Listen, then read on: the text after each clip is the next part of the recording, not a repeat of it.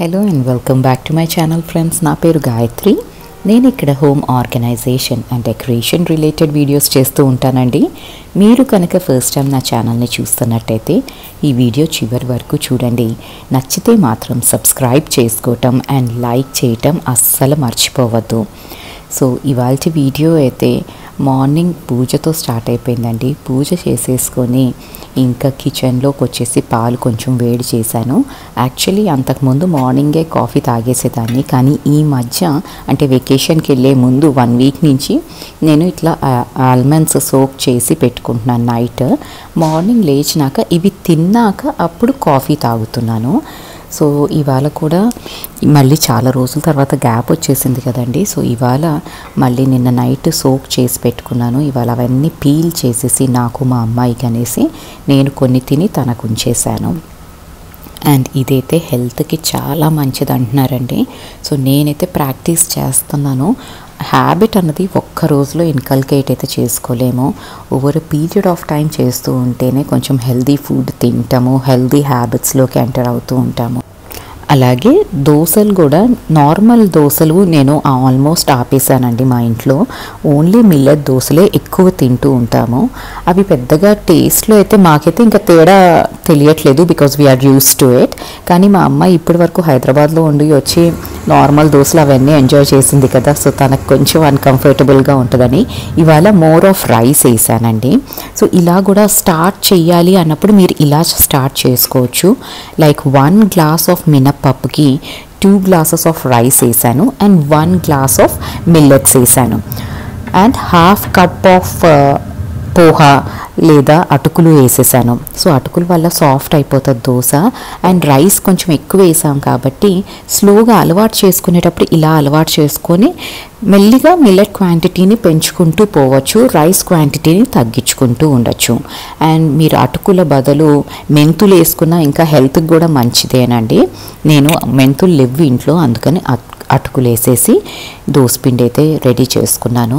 And cost wise కూడా ఇది చాలా ఈజీగా వర్కౌట్ అవుతుందండి. దోసపిండి ఇంట్లో వేసుకోవటం ఇంత వేసుకున్నాను అంటే 1 గ్లాస్ చేసుకున్నా అంటే నాకు ఈజీగా 4-5 డేస్ అయితే నడిచిపోతుంది.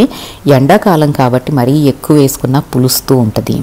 అండ్ దోసపిండిని నేను ఇట్లా ఒక కంటైనర్లో పెట్టుకొని ఆ కంటైనర్ మొత్తం ఒక్కసారి క్లీన్ చేసేసుకుంటాను. సో దాట్ ఆ పిండి అంతా ఎండిపోయినాక మన ఫ్రిడ్జ్లో పడిపోతూ ఉంటుంది. సో డబల్ క్లీనింగ్ ఉంటుందండి మనకి. అందుకని కొంచెం 5 నిమిషాల ముందే ఈ పని చేసేసుకున్నాము అంటే మనకి ఫ్రిడ్జ్ క్లీన్ చేయాల్సిన పెద్ద పని తప్పుద్ది. అండ్ ఈ కంటైనర్ లింక్ నేను డిస్క్రిప్షన్ బాక్స్లో ఇచ్చానండి. మొన్న ఒక సబ్స్క్రైబర్ అడిగారు, అందుకనే చెప్తున్నాను. ఇది డిస్క్రిప్షన్ బాక్స్లో ఇచ్చాను అండ్ అమెజాన్ నుంచి ఆర్డర్ చేశాను ఇది. ఇంకా ఆ పని బ్రేక్ఫాస్ట్లు ఇవన్నీ అయిపోయినాక ఇవాళ నేను కొంచెం నా వాటర్ ప్యూరిఫైయర్ బయట వరకు క్లీన్ చేస్తున్నానండి. ఇది మా విండో పక్కనే ఉంటుందండి. సో డస్ట్ అక్యూములేట్ బాగా అవుతుంది దీనిపైన. సో ఎప్పటికప్పుడు దీన్ని క్లీన్ చేసుకోవాలి. And on top of it white colour కాబట్టి కొంచెం డస్ట్ పేరుకున్నా కూడా చిన్న చిన్న మరకలైనా కూడా అది చూడటానికి అస్సలు బాగోదు. సో నేను వాటర్ ప్యూరిఫైయర్ మాత్రం ఏ సొల్యూషన్తో క్లీన్ చేయడండి, జస్ట్ వాటర్లో డిప్ చేసిన క్లాత్తోనే దాన్ని క్లీన్ చేసేస్తాను. తాగే నీళ్ళు కదా, ఏవి మిక్స్ అవుతే ఎట్లా కంటామినేట్ అయిపోద్దు అనేసి జస్ట్ క్లీన్ అయితే చేసేస్తాను వెట్ క్లాత్తో. అండ్ చూసారు కదా ఎంత మురికి ఉందో దీని మీద. సో ఇదంతా క్లీన్ చేసేసి నాకైతే హాయిగా అనిపించిందండి. ఏదైనా ఒక మెస్సీగా ఉన్న ప్లేస్ ఆర్ డర్టీగా ఉన్న ప్లేస్ క్లీన్ చేసినాక ఒక ఫ్రెష్ ఫీలింగ్ అయితే వస్తుంది అండ్ హ్యాపీగా ఉంటుంది నాకు పర్సనలీ. సో ఇది క్లీనింగ్ అయిపోయినాక ఇంకా లంచ్ ప్రిపరేషన్లోకి వచ్చేసాను. ఇవాళ మా అమ్మాయికి కొంచెం స్పెషల్గా చేద్దాము అనేసి పూరి ఇంకా సింపుల్ ఆలుగడ్డ టమాటా మసాలా కర్రీ చేస్తాం కదండి, అది చేసేసాను. అండ్ పూరీలు చేసేటప్పుడు 1 స్మాల్ టిప్ అండి, పూరి పిండి కలిపేటప్పుడు కొంచెం బొంబాయి రవ్వ వేసుకోండి. లైక్ 1 కప్ ఆఫ్ గోధుమ పిండి తీసుకున్నారు అంటే ½ టేబుల్ స్పూన్ ఆఫ్ బొంబాయి రవ్వ వేయండి. చాలా బాగా వస్తాయి పూరీలు అండ్ ప్రతి పూరి పొంగుద్ది. ఇదైతే మస్ట్ అండ్ షుడ్గా ట్రై చేయాలండి ఈ టిప్ మీరు. And let me also know how is it working for you. నేను ఇది ఫాలో అవుతున్న దగ్గర నుంచి నా పూరీలు అయితే ప్రతిదీ పొంగుతుంది. అండ్ ఇది నేను వారణాసిలో ఉన్నప్పుడు మాకు తెలిసిన నా ఫ్రెండ్స్ చెప్పారనమాట. సో నేను ఇది స్టార్ట్ చేసినాక ఎవ్రీ పూరి చక్కగా వస్తుంది. అండ్ ఆలుగడ్డ కూర కూడా అక్కడ ఏంటంటే ముక్కలు ముక్కలుగా తినరండి, కొంచెం మషీగా చేస్తారు. సో అదే స్టైల్లో చేశాను. అండ్ పూరి పిండిలో కొంచెం వామ్ వేసుకొని చూడండి, టేస్ట్ ఎన్హాన్స్ అవుతుంది అండ్ చాలా బాగుంటాయి పూరీలు కూడా.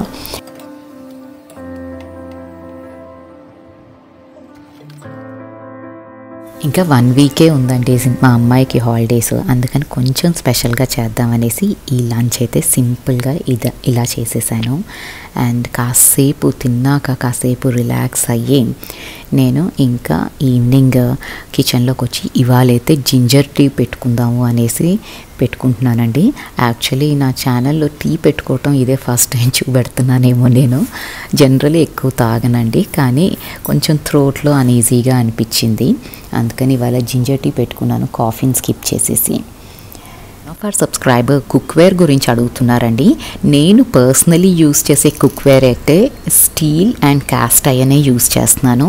నాన్ స్టిక్ అన్నది అసలు మా ఇంట్లో మినిమం ఉందండి. అంటే ఆమ్లెట్ ప్యాన్ అది తప్ప ఇంక అసలు ఏమీ లేదు. నేనైతే బాండీలన్నీ మెల్లిమెల్లిగా మార్చేశాను. అండ్ మొత్తం నేను యూజ్ చేసే కుక్వేర్ ఏంటంటే స్టీల్ 3 ప్లై స్టీల్ వస్తుంది కదా, అది యూస్ చేస్తాను. అండ్ మోస్ట్లీ నేను కొనే బ్రాండ్స్ ఏంటంటే స్టీల్ కుక్వేర్లో హాకిన్సే ఉన్నాయండి నా దగ్గర. అవి కొంచెం హై ఎండ్ ఉన్నాయి, కానీ లోకల్ మార్కెట్లో మనకి దొరికే స్టీల్ ప్రోడక్ట్స్ కూడా చాలా బాగా అండ్ చాలా ఎఫెక్టివ్గానే పనిచేస్తున్నాయి. And cast iron is something which I'm using regularly. Apart from this మీకు చాలా వెరైటీస్ దొరుకుతున్నాయండి మార్కెట్లో, కానీ నేనైతే కాస్ట్ ఎఫెక్టివ్ అండ్ డ్యూరబుల్ కూడా ఉండాలి కదా, అందుకని ఈ కుక్వేర్ అయితే సెలెక్ట్ చేసుకున్నాను. మీరు డబ్బులు పెట్టే కొద్దీ ఎక్స్పెన్సివ్ కుక్వేర్ అయితే దొరుకుతాయి, కానీ మనం కొనేటప్పుడు ఒకటి ఆలోచించుకోవాలండి, ఈ కుక్వేర్ రోజు మనం కూర్చొని కడుగుతామా లేదా హౌస్ హెల్ప్కి ఇస్తామా అన్నది కూడా చెక్ చేసుకోవాలి కదా. సో ఇవన్నీ మనసులో పెట్టుకొని నేనైతే స్టీల్ కుక్వేర్ ప్రిఫర్ చేస్తున్నాను. నాన్ స్టిక్ అయితే అసలు లిటరలీ ఆపేసాను, అది మంచిది కాదు అన్న దగ్గర నుంచి అసలు కొనట్లేదు. ఉన్నవి కూడా అన్నీ డిస్కార్డ్ చేశానండి, except for my omelette pan and ఇంకొక ప్యాన్ తప్ప ఇంకేమీ లేదు. అండ్ టీ తాగినాక కొంచెం నా ప్లాంట్స్ దగ్గరకు వచ్చానండి.